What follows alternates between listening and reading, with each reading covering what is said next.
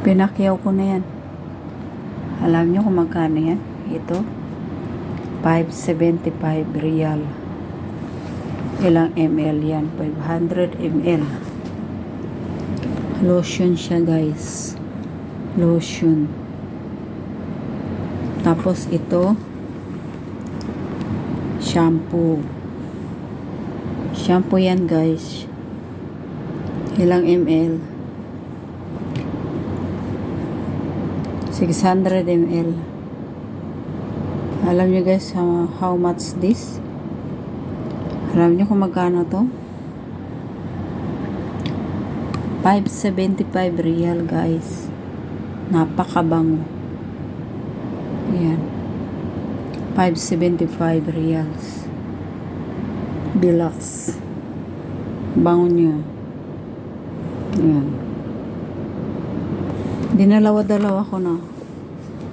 Dinalawa ko na yan, guys. Tagdalawa yan sila. Ito din. Dalawa yan.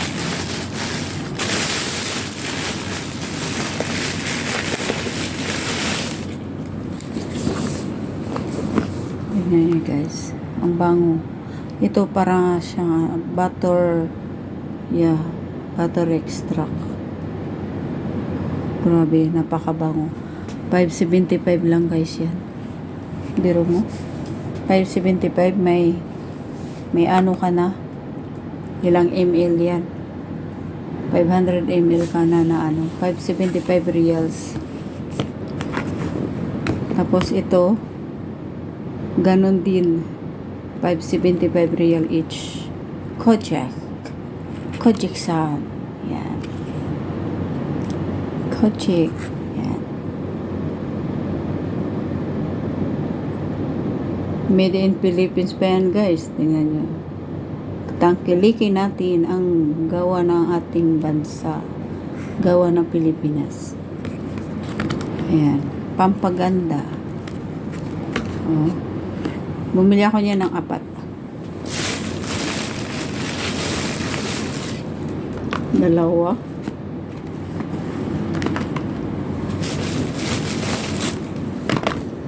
Tatlo.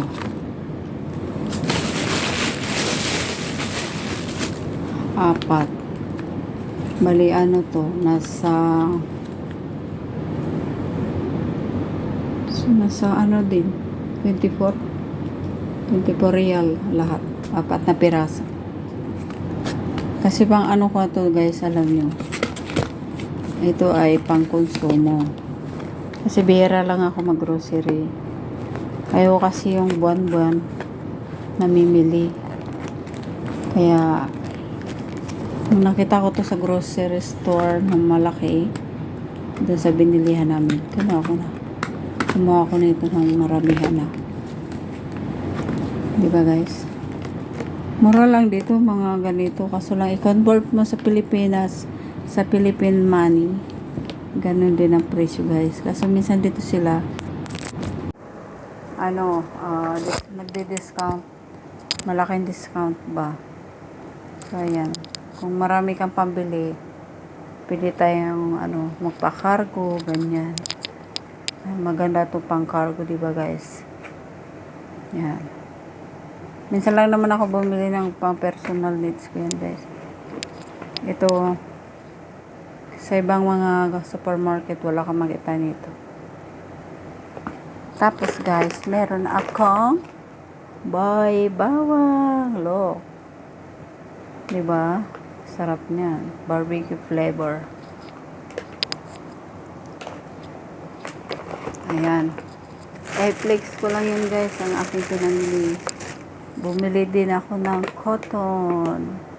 With stand. Cotton. Ayan. May stand pa yan, guys. Ganyan. Ganyan. Ayan. Tapos, bumili din ako nito. Minsan, pag gusto kong kumain ng mga ganyan, yan. Sarap yan, guys. Tag 6 real lang yan. 6 real. Ilang peraso yan. with vanilla beer, 6 pieces. And another chips. Yan. Another chips. Bili rin ako ng chips. Halaga ng 5 real. Dito talaga guys, kung budget talaga, may budget ka, pwede ka makapamili at ipakargo sa atin sa Pilipinas. Pag maraming budget talaga, ganda dito mamili. Pag makapunta ka sa mga tindahan na may mga discounted, ay nako, yung nagpo-promo. Tapos bumili din ako ng ano, ito. Alam nyo guys, magkano to? Ilang gramo to? So, 170 grams. Nasa 5 real din. 575 real guys. Yan. Tapos, kape. Ayan, kape. Galing ng ibang bansa. Hindi siya Nescafe. Ibang brand. Ibang brand siya guys. Ayan. Baha. Masarap din yata to. Hindi ko pa ito napubuksan. Try ko lang kape. May another one. Life is coffee. Alam niyo guys. Coffee is life. Binaliktad ko lang.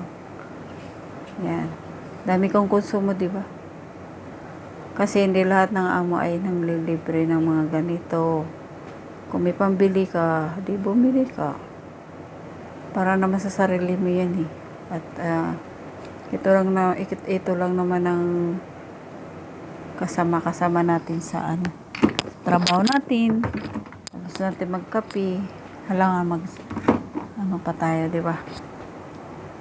May pira ka rin lang naman na extra di.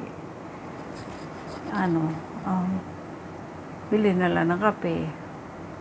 May kulang pa nga guys. Hindi pa ako nakabili ng iba. Yan. So, yan lang guys ang masishare ko sa inyo. Video ko today. Yung grocery ko worth 150 real. Kulang-kulang sa Philippine money na sa 1,700. Yan lang guys ang nabili ko.